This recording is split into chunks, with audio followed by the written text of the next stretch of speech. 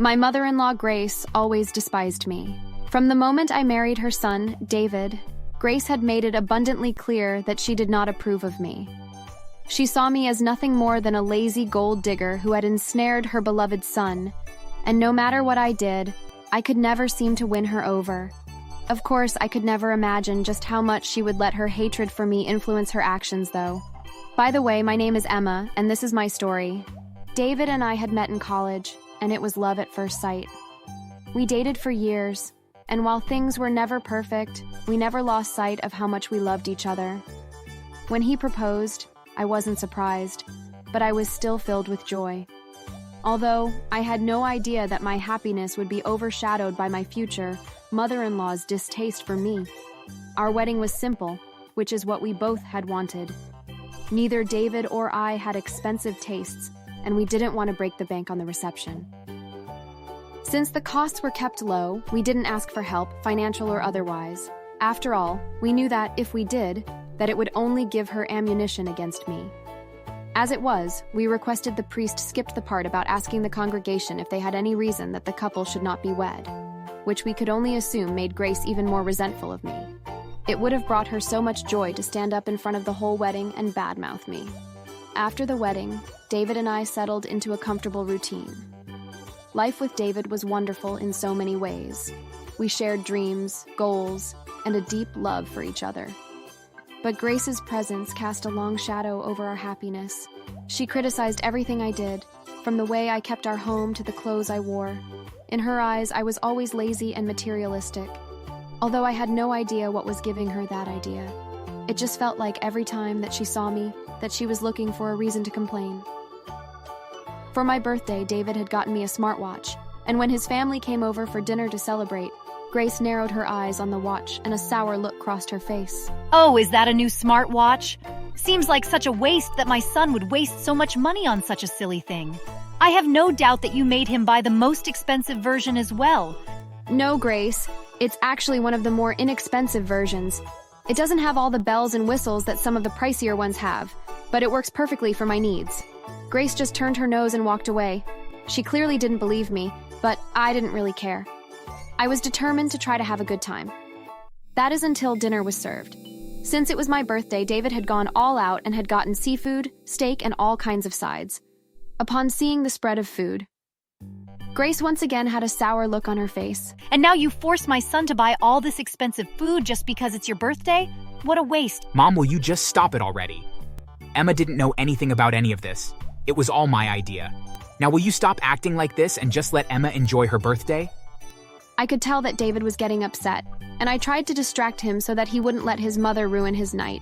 After all, I fully expected her to try to ruin it for me, and I was quite prepared to ignore her. Never mind that. Thank you so much, David. This is way more than I could have hoped for. It's perfect. I could tell that my lack of getting upset was just making Grace even angrier, but she didn't say another word for the rest of the night. Towards the end, though, she actually began to smile, and surprisingly, it was seeing her smile that worried me the most. She had a look on her face that looked more like the way a hungry lion stares at a gazelle. For the next few weeks, our lives went back to our usual routine of work and home life. David tended to work a bit later than I did, and so after work, I would go for late afternoon jog through our neighborhood for exercise. One day after work, I put my running shoes on and ran down our street towards a nearby park where I loved to run. The paths there were wide and had lots of wildflowers growing near them among the trees. As I rounded a bend in the path, though, a man jumped out and tried to grab me. I almost avoided him, but I wasn't expecting someone to be there, and I ran right into his arms. It didn't help that he was nearly twice my size since I'm a small petite woman, and once he had a grip on me, I couldn't get away.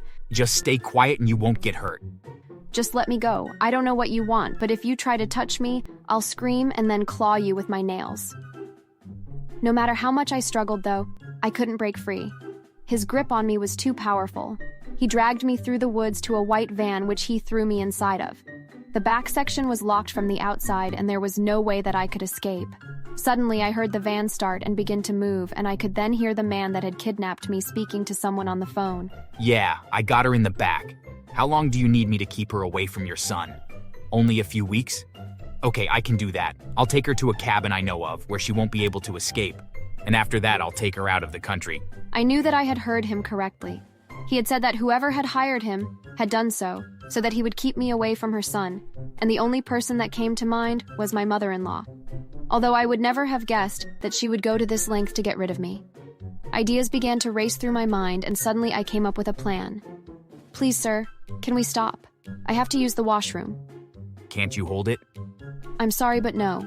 You frightened me so much that if you don't stop soon, I'll make a mess back here. Please, sir. The driver groaned, but I could feel the van turn and then stop. I knew that I would only have one chance at this, and so I got ready to make a run for it once the doors to the van opened. It seemed like he had anticipated that, but what he didn't anticipate was me throwing my jacket at him and then running out the door while he was temporarily blinded. Once I was outside, I could see that he had pulled into a gas station, and so I ran straight inside and begged the clerk to help me and to call the police. The man that kidnapped me tried to get into the store, but once he saw the clerk calling the police, he got scared and tried to make a run for it, but unfortunately for him, there had been a police officer across the street, and they came over just in time to arrest the man before he could get away. Once the man was secure, I asked the officer if he could let me see the man's cell phone for a second. The officer told me that would be against protocol, and so I just asked if he could confirm the number that he had last spoken to, and then I listed off my mother-in-law's cell phone number. The officer nodded that it was indeed the last number that my kidnapper had spoken to.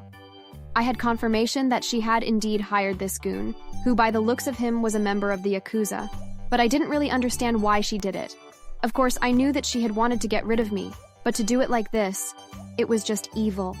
With the man on his way to prison, I went with the officer back to my home, where I found Grace talking with David. When she saw me and the officer, she became very shocked and worried. Hey, honey. My mother was saying that you had run away. She even gave me this note that you were leaving and never coming back. Do you know what's going on? Yes, David. That note is a fake, and the truth is that your mother tried to have me kidnapped so that she could convince you to leave me and move on. We've always known that she hates me, but she actively wanted you to think I was never coming home so that you would divorce me. You have no proof of that. Yes, actually we do. Your phone number was the last one that the kidnapper called, and we've looked into your phone number, and the two of you have been talking off and on all week. You should know better than to get involved with the Yakuza. Now come along, you're under arrest. I thought that maybe David would be upset seeing his mother taken away by the police, but it was obvious that he was far too angry with what she had attempted to do to feel sympathy for her. Over the course of the next few weeks, we found out through the police that Grace had paid the Yakuza a large amount of money to take me to another country and leave me stranded there without any money or my passport. She figured by the time I was able to return home that she would be able to convince David that I had left him, and she would then be able to get him to file for divorce, and in her eyes, her son would finally be free of his gold-digging wife. The whole idea was so far-fetched and silly.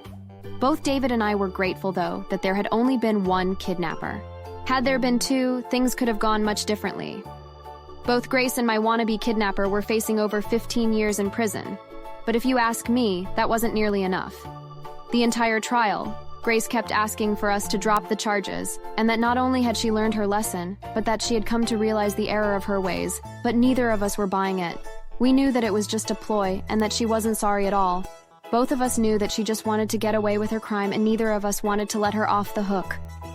Once she was in jail, we returned back to our simple routine, and we couldn't be any happier. Thanks for watching.